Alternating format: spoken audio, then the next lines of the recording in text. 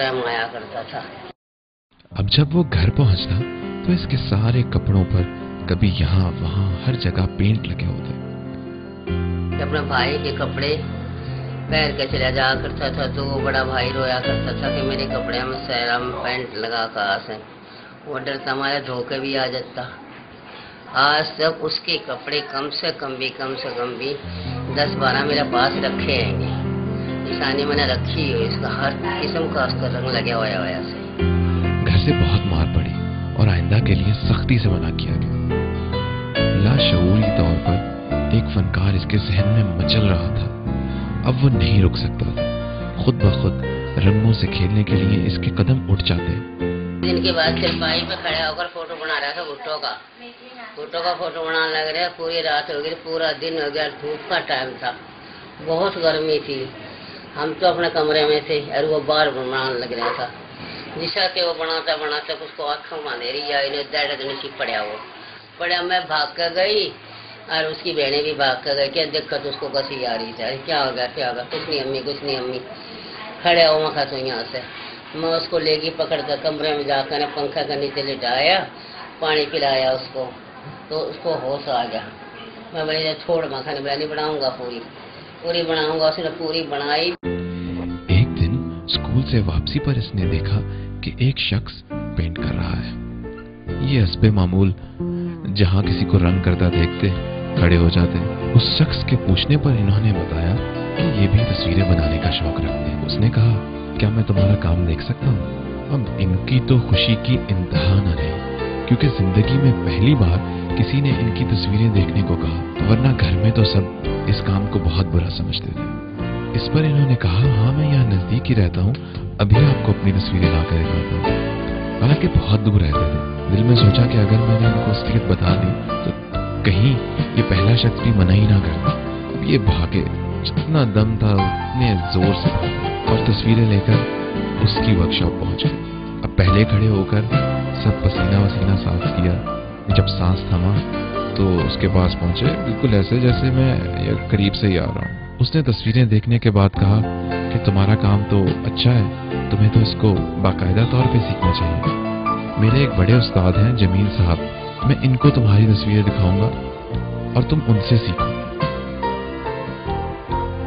इसके बाद जिंदगी आगे कैसे बढ़ी, इसको जानने के लिए मिलते हैं हमारे आज के रोल मॉडल RM नईम से।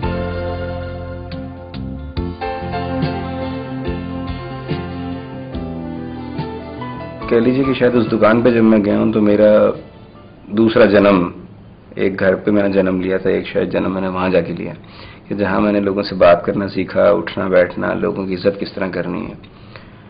एक रिस्पेक्ट का उन्होंने एलिमेंट, ये नहीं था, उन्होंने कभी ये नहीं कहा कि इस तरह से करते हैं, मतलब he was like a role model for मी।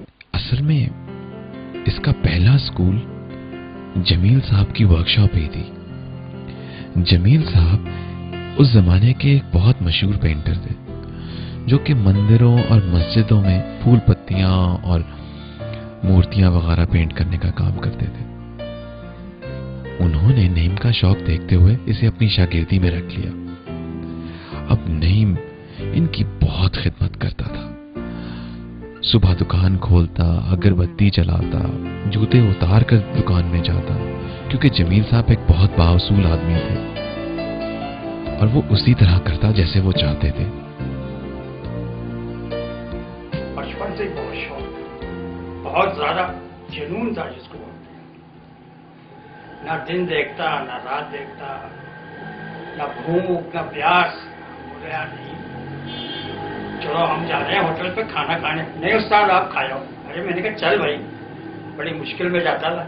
एक बार जब नईम काम करने पहुंचा तो उन्होंने इसे ये कहकर वापस भेज दिया कि ये तो बच्चा है, ये क्या काम करेगा। फिर जमील साहब ने वजाहत की कि लिखने का काम तो यही करता है। तो लोग बहुत हैरान हुए कि इतनी कम उम्र में ऐसा अच्छा काम। खैर भाई नहीं, मेरे पास आएगा उस्ताद, उसने तो बता दिया मेरे को। क्यों कहले तू क्या लिखेगा अपने उस्ताद से पूछो।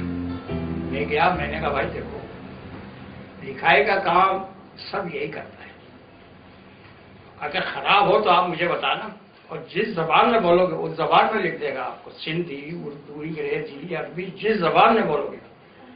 कहने का अच्छा, मैंने कहा हाँ, इसको छोटा मत समझो, बड़ा है, काम में बहुत बड़ा है। मैंने लिखा, उसको पसंद आया, बड़ा खुश हुआ, उसको करता है।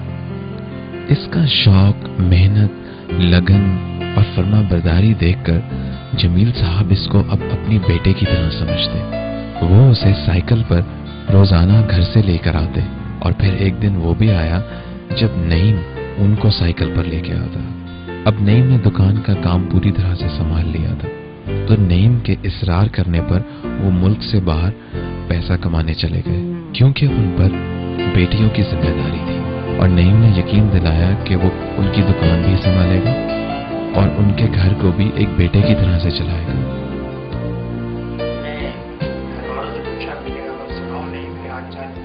कहने के अब्बा, वो तो बच्चियाँ बोली मेरी, वो तो बड़ी मेहनत से काम कर रहा है, जो कुछ भी होता है बेचारा घर पे देके जाता है, अपने लिए भी खर्चा नहीं रखता वो, कि नहीं उस्ताद नहीं है यहाँ, और खर्चा हमारा बहुत था, क्योंकि हमारे बच्चे माशाल्लाह काफी थे। बहुत से लोगों ने उसे कहा कि यार अब तो तुम्हें सब काम आ गया, छोड़ो अपनी दुकान खोल लो, लेकिन नईम ने उनकी जरा नहीं सुनी। वो ईमानदारी और अपने वादे का पास रखते हुए उसी तरह काम करता रहा और साथ साथ उसने अपनी तालीम भी जारी रखी।